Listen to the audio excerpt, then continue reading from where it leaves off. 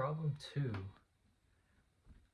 A space station is in orbit and observed to always be vertically above the same point on Earth. Where on Earth is this observer? And describe the orbit as much as possible. Here is my interpretation of the Earth.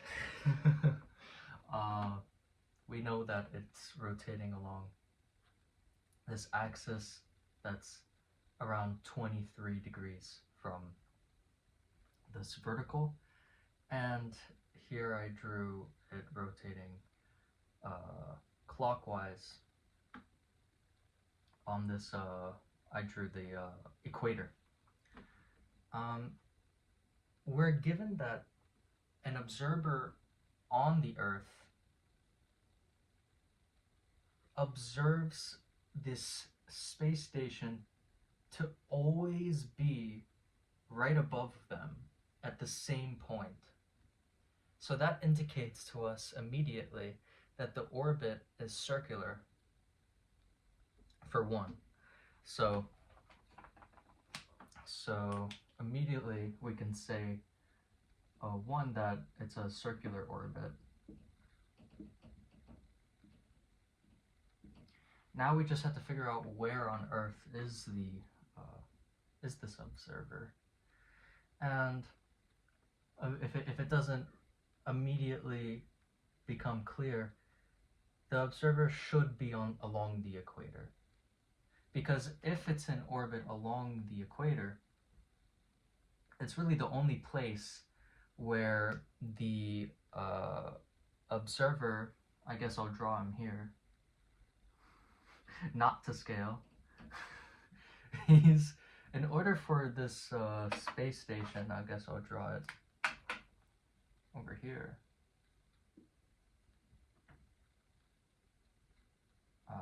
In order for this point mass space station, I'll call it mass M, or big M, capital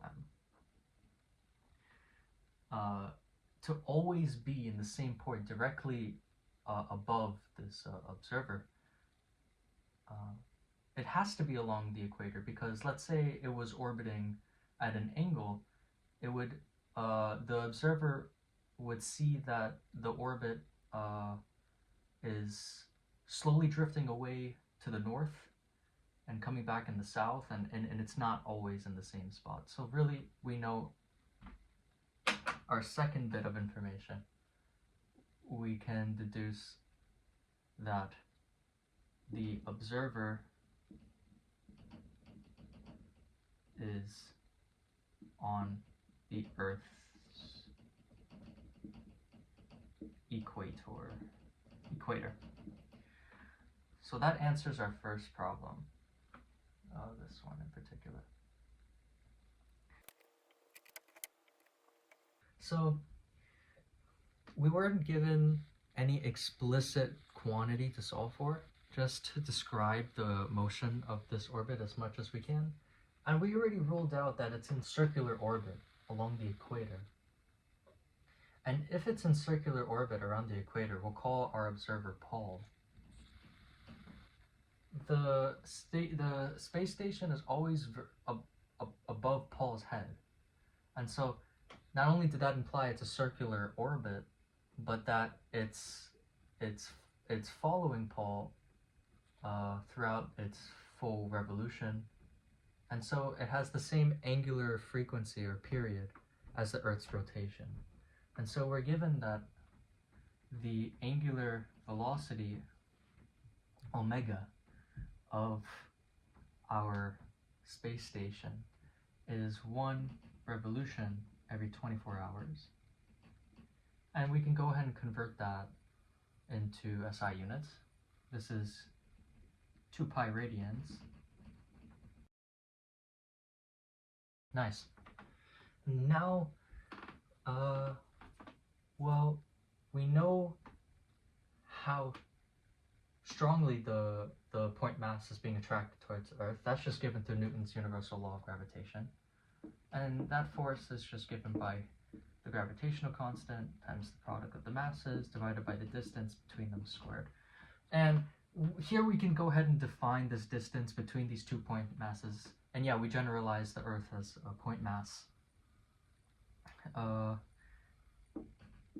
Where capital R is defined to be the radius of the Earth, little r sub e, plus this height h, which we are interested in solving for, and the orbit, the circular motion of the mass is in our favor.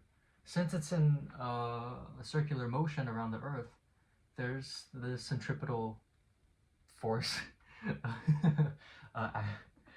acting on the mass that's keeping it in orbit, and we can go ahead and equate it to the Newton's universal law, and that would just give us that centripetal force is equal to the mass of the station, little m, times the centripetal acceleration. But the centripetal acceleration is just tangential velocity of our station squared divided by the distance, little r. And this is great, because now we know the radius of the Earth as a given, and we can solve for the tangential velocity, since the tangential velocity is equal to the radius of that circular motion times the angular velocity, and we were given the angular velocity, and so we can, it looks like we can easily solve for this height h above the Earth's surface. So let's go ahead and do that. We can go ahead and rewrite this as being little mass m. I'll go ahead and rewrite it down here.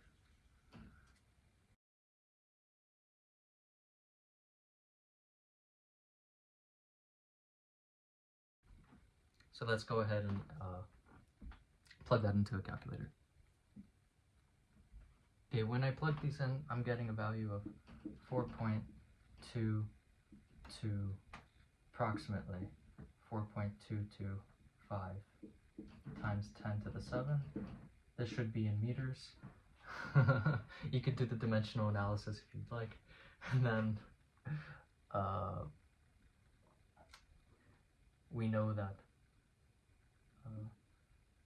the radius of the big capital R is equal to the radius of the Earth plus h.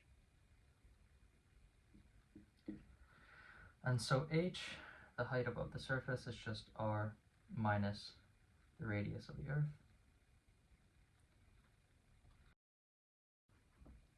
Approximately 4.05 times 10 to the 7 meters.